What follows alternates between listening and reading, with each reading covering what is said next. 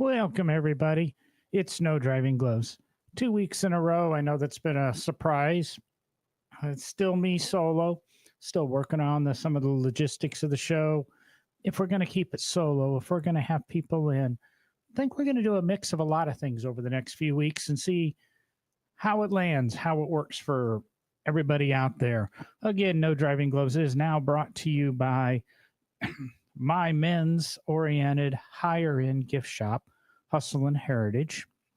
You can find it at hustleandheritage.com on the internet. So we have one location, brick and mortar, here in Birmingham, Alabama, and actually we'll have a second one shortly in another area of town. Stay tuned for that.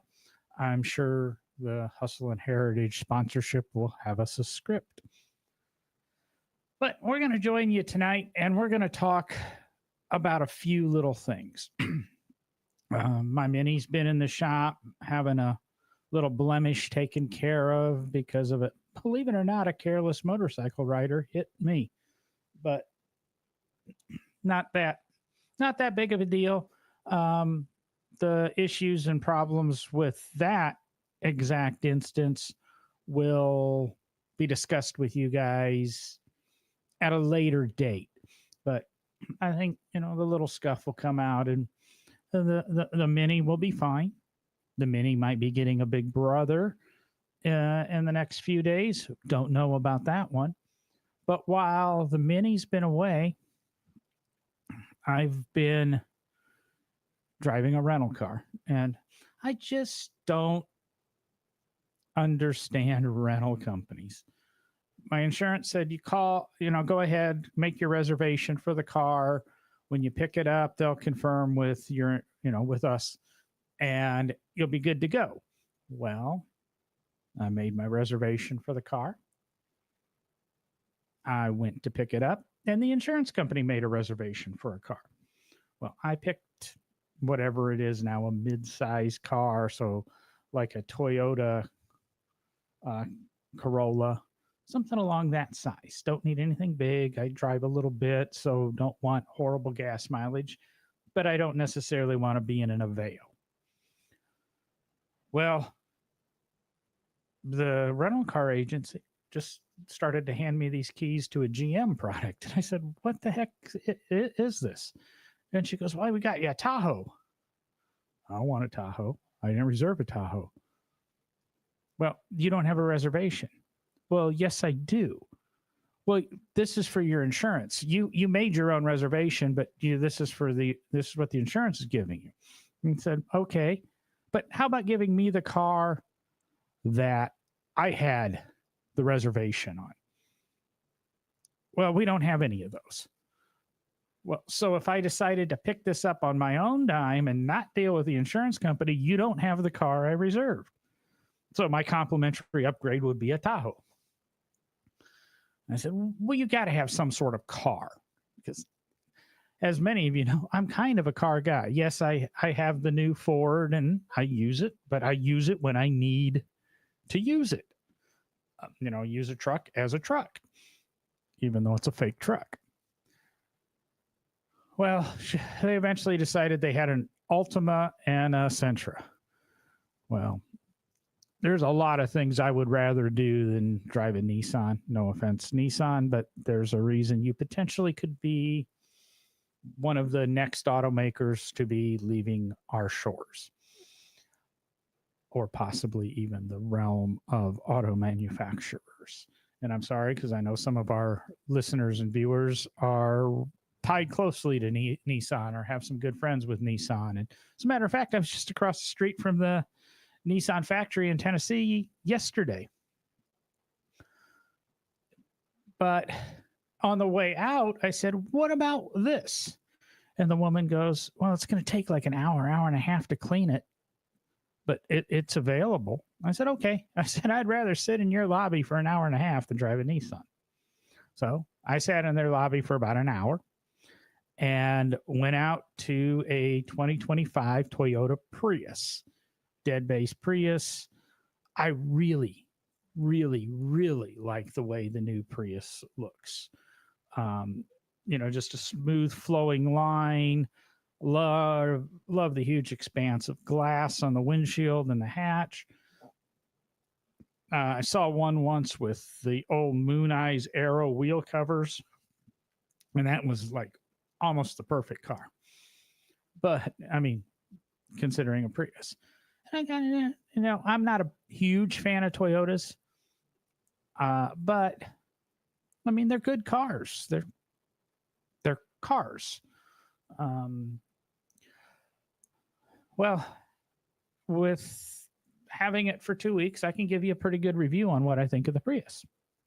It's a very, very good car. If you want to literally drive an appliance.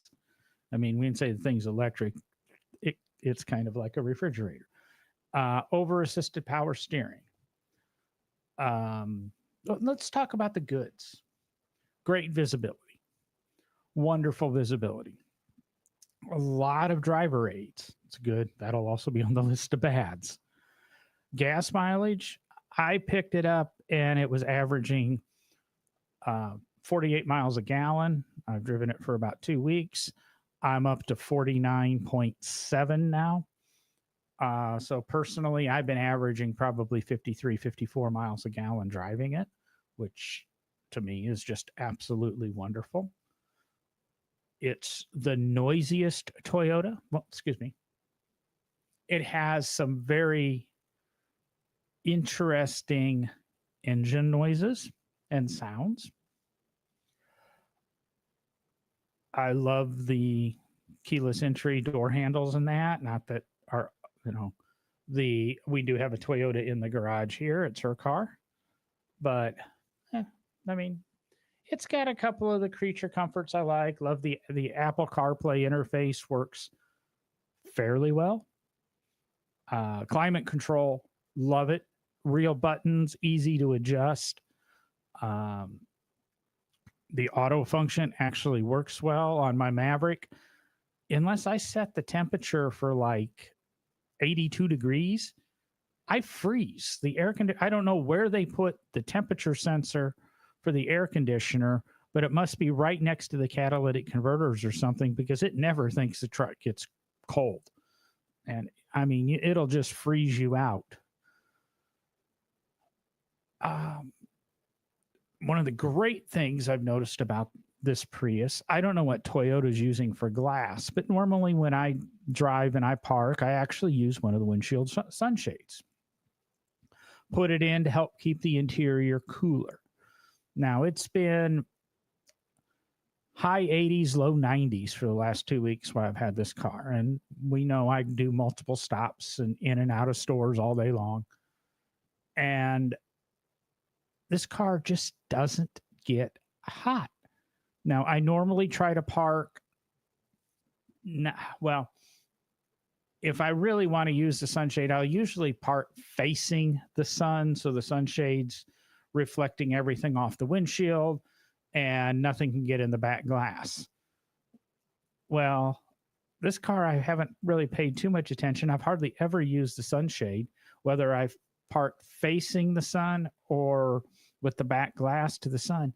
The interior just doesn't seem to get warm, and I just don't understand that. They must have some sort of coating or something, but whatever coating they have, whatever coating you have, Toyota, do a Volvo and let the rest of the world know what it is, because it's nice to be able to get into a cool, I'm not saying cold, but a cooler car, something that's not 180 degrees.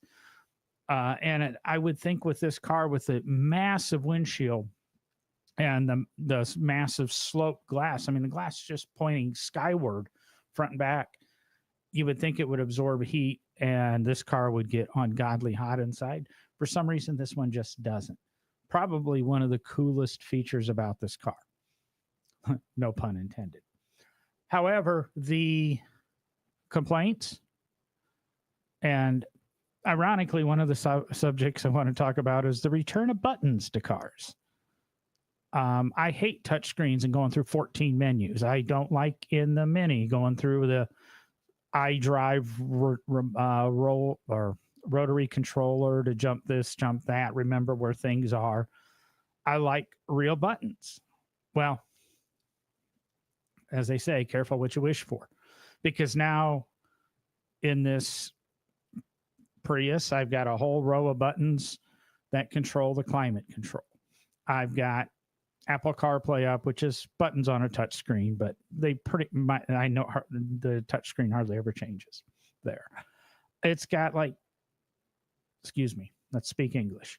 It has 6 or 7 buttons in the center console around the shifter, which is a whole nother thing. I don't understand why we have to have all these complicated shifters, but there's a button for park. There's a button for hold for this new brake thing that everybody thinks they have to have.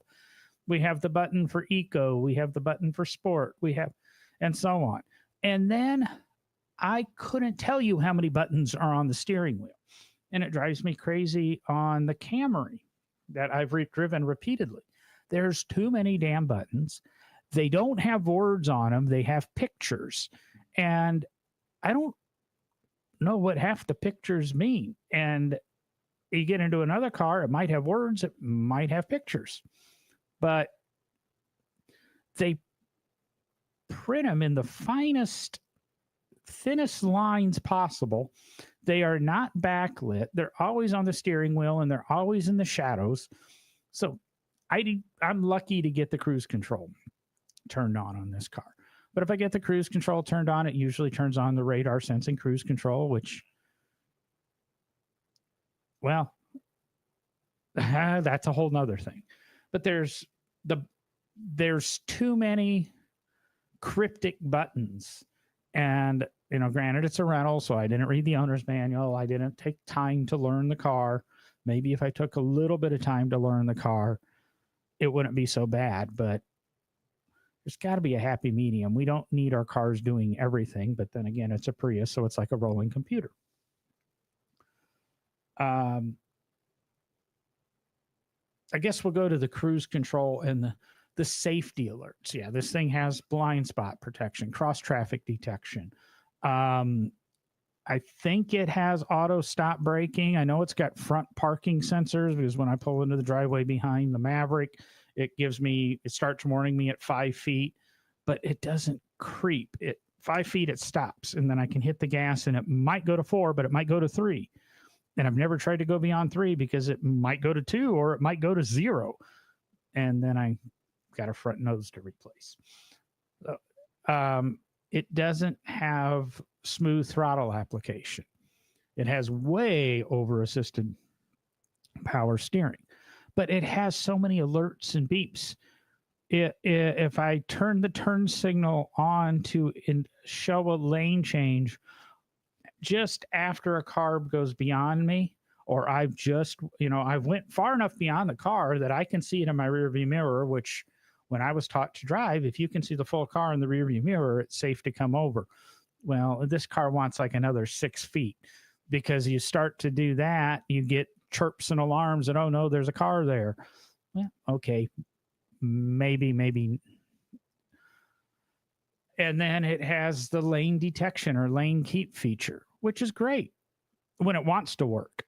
Sometimes it doesn't want to work. Sometimes it works too well.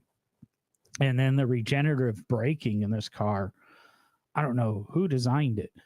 If I'm coming down a steep hill and I've got the regenerative, and I'm letting the regenerative braking slow the car down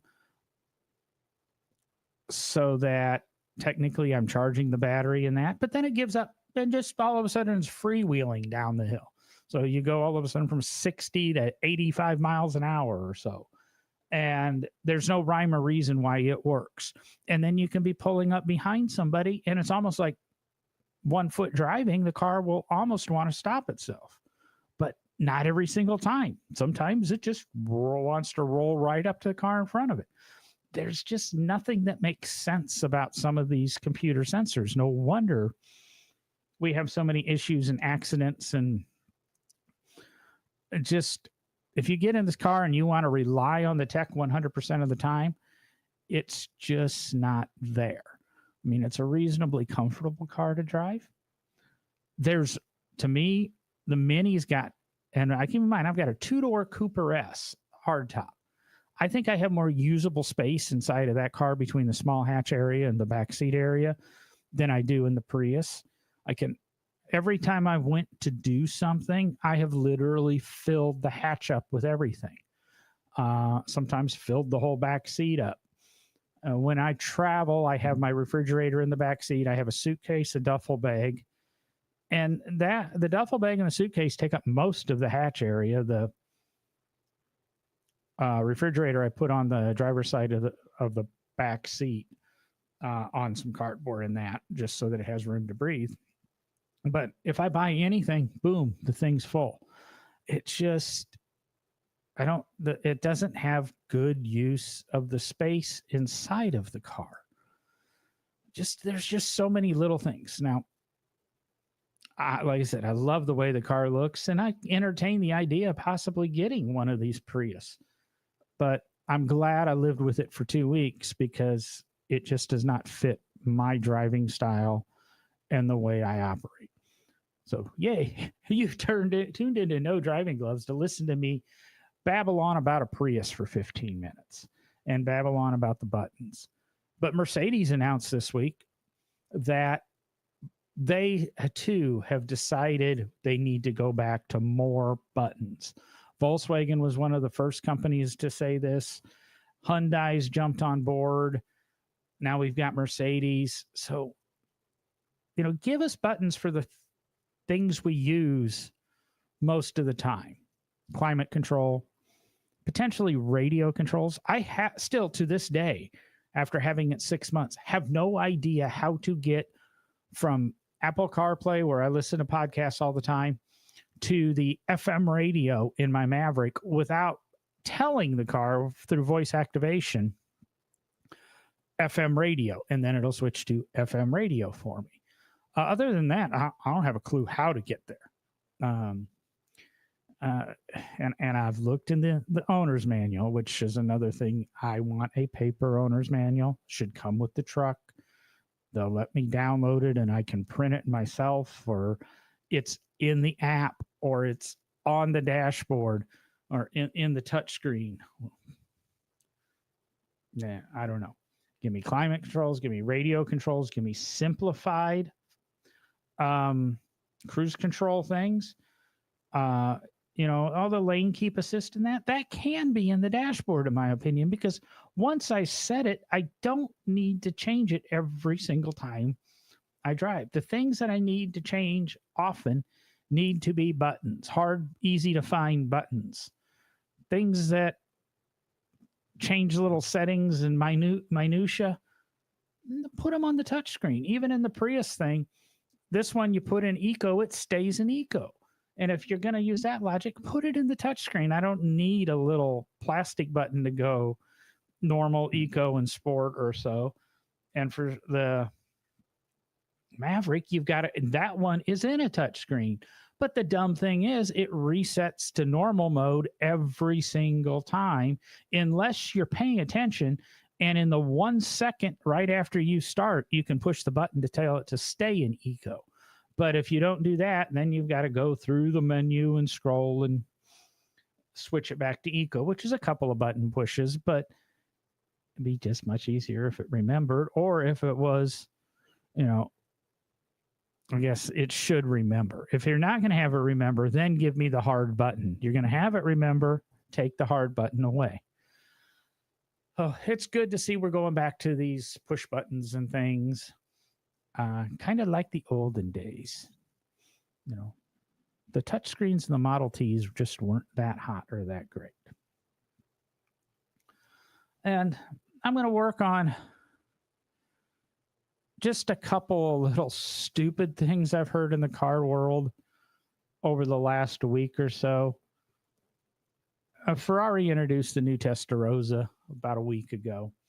I think before the last episode I recorded, but I was indifferent. I go, I really want to say anything, because to me, it doesn't look anything like a Testarossa. And a lot of people are complaining. It does not look like a Testarossa. And then I got thinking when I was paying attention to that. We're in 2025. 40 years, just over 40 years since the last Testarossa was introduced. So things do change. And yeah, okay. You have to have styling cues that go back to the old car. Yeah, then maybe that'd be cool. But for the longest time, I said I'm not a big fan of retro. So do we really want cheese grater slats on the side? Do we really want this thing to be just a doorstop wedge? Do we want pop-up headlights? Yes, Ferrari, you figured out how to do pop-up headlights again. Porsche, you're coming back with the 935 slant nose or 930 slant nose. You need to copy Ferrari and their new style, quote, pop-up headlamps. But then I got even thinking further. The 84 Testarossa, the 92 512 BB, they had nothing in common with the 1958, 1959 Testarossa, the big pontoon fendered $17 to $25 million cars that they are today. They only built, one or two dozen total of all of them. There's not a single thing on that car that carried through to the 84 Testarossa, except the name, even though the name became one word as opposed to two words, still meaning the same thing.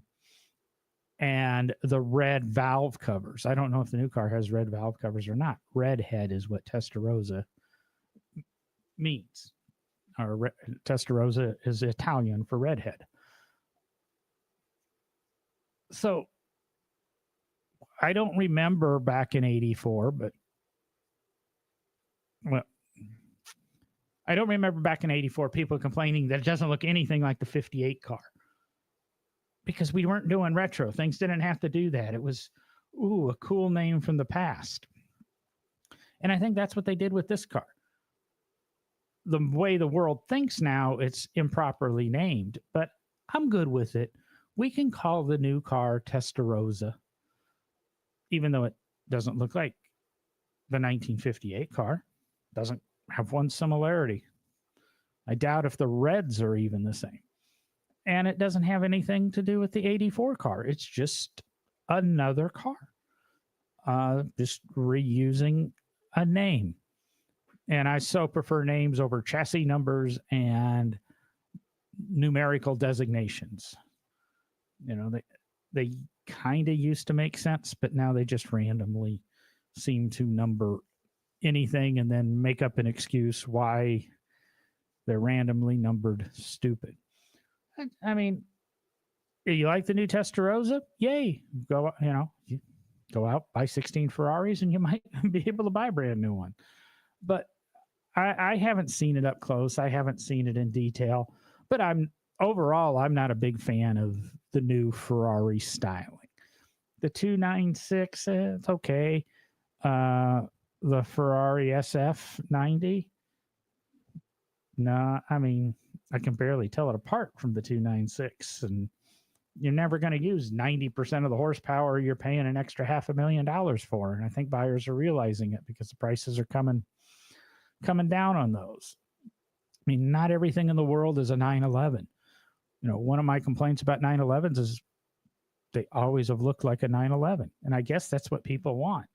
Let's go back to 1962 and take a Ferrari GTO, and if we would have just built it all the way to today and never changed it, and at some point it would have looked like a 240Z or whatever.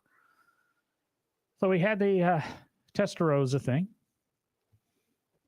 I don't even know if we want to touch on the guy that was driving his roommate's daughter's Barbie Jeep to, I can't remember, he was going to a liquor store, grocery store or something, but got pulled over on it and was actually intoxicated, and they ticketed him for a DUI. This was in Canada because he was operating a motor vehicle. And I guess this is just PSA.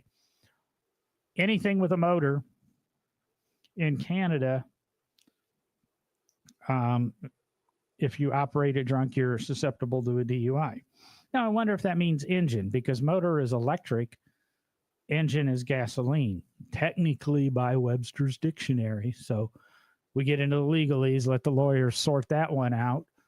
But I mean, I guess we've got to have that story at once every 5 years, 6 years. Somebody comes out driving a lawnmower, a Power Wheels, or whatever, drunk. It's going to happen. It's kind of cool. You know, pretty soon we'll have them driving the Walmart. I want to say Rascal, but I don't believe they're Rascal scooters. But this Walmart scooters. Somebody would coming out of a Walmart, coming out of the Guy Ferrari or Ferrari is starting to put chicken joints in Walmarts come out of there. So, and then we'll just touch on the last one, which offers a lot of confusion and a lot of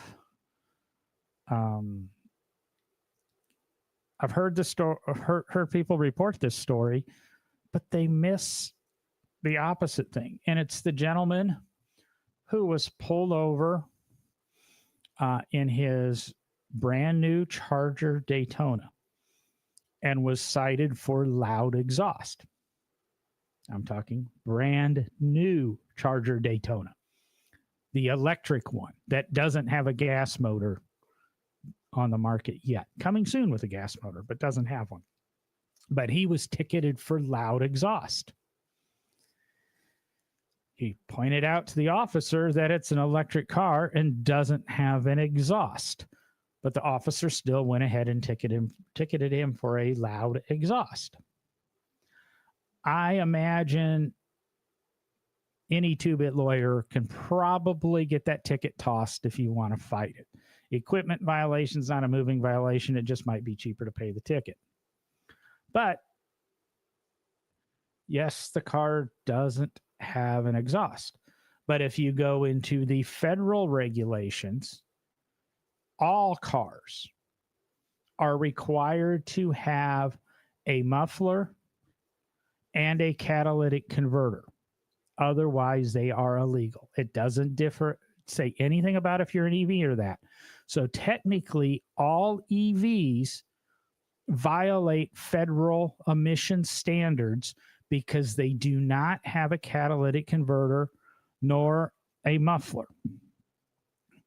So I guess we've got to start installing those. So maybe a loud exhaust ticket wasn't proper for him, but an equipment violation for not having those pieces. Come on, California, let's get on the ball. Let's start arresting all these people driving these EVs because they're illegal. But now we can look at, okay, he can get arrested for not having the muffler and catalytic converter, but he still can't get arrested for having a loud exhaust because he doesn't have a loud exhaust. Because, and I guess this is a problem I have with the Prius too. The Charger makes exhaust noises electronically from a soundtrack, and they can be projected outside of the vehicle and inside of the vehicle, so you feel like you can enjoy a gas-powered car in your EV. And I guess there's something to be said, you know, maybe have a little bit of fun. I've heard a couple of people really like the electric cars with the fake, I think Hyundai has it, and I believe Porsche's introducing it with the fake manual transmission, so you can shift it, and it gives you the throttle blip and everything, but maybe not. I haven't driven it one personally, so I don't know. But go back to the Charger. Okay, I'm not going to give you an exhaust ticket, but now I'm going to give you an excessive noise stereo ticket because the noise outside the car is being produced by a speaker that obviously could be heard more than 50 feet away. So just like anybody with a car stereo playing it really loud, he can get ticketed for it. If I'm playing Formula One sounds through my car stereo and I have something that'll hit 148 SBL and you can hear it 2.5 miles away, I'm very susceptible to getting a car stereo ticket. There's absolutely no difference between that and this Charger being electric with artificial exhaust sounds being emanated from the outside, obviously at a very loud volume. Whether or not that's driver controlled, I don't know. Take that up with Stellantis. Possibly competing with Nissan for the next car company to be leaving the country, or at least portions of. Bye-bye, Chrysler. And I'll swing that back, since we always at No Driving Gloves always go back down to the beginning. Go back to that Prius. It has engine noises. I don't necessarily like engine noises in my electric car or my hybrid. I want to know when I'm in hybrid and not a little dot on the dashboard. I don't like these fake engine noises, especially in a hybrid, because I don't know if I'm really having an engine problem, because I can't hear the engine. I can't feel the engine. These fake noises hide some of that, I don't want to say visceral, but visceral experience, some of that connection I have to a car, because the noises just don't make sense. So that's my little No Driving Gloves tonight. A little bit more true No Driving Gloves. Tell you a little bit of truth, tell you a little bit of news, but it's gloves off. It's gloved off approach to the automotive hobby. A couple of things going on there. If you got any ideas for topics, if you got something you want to come on the show and talk about, shoot us an email. NoDrivingGloves@gmail.com. We actually have producer at NoDrivingGloves.com. Either one works. Remember Hustle and Heritage at hustleandheritage.com for all your looking for that hard to find gift for a man. If you're in the Birmingham area in Alabama, you can swing by the Brick and Mortar and pick it up, not even have to wait. And a lot of the stuff that I have is not available on Amazon or a lot of even websites. It's been digging to find hard to find stuff, and some stuff can't be replaced. You know, some stuff I was able to get 5 or 6 of, and that's it. And that's what I'm looking for to keep that store stocked. But as we always say here at No Driving Gloves, even though we miss the old guys, but you know what to do. It's time to get off your ass, go burn some gas, because John is